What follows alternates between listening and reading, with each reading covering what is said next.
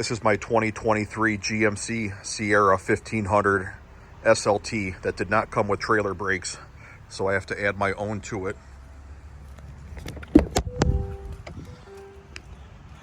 And under the dash,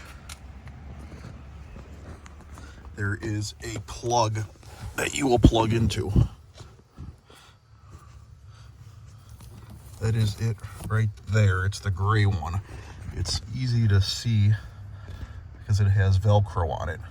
So when you get your brake controller, that is what you are going to plug into.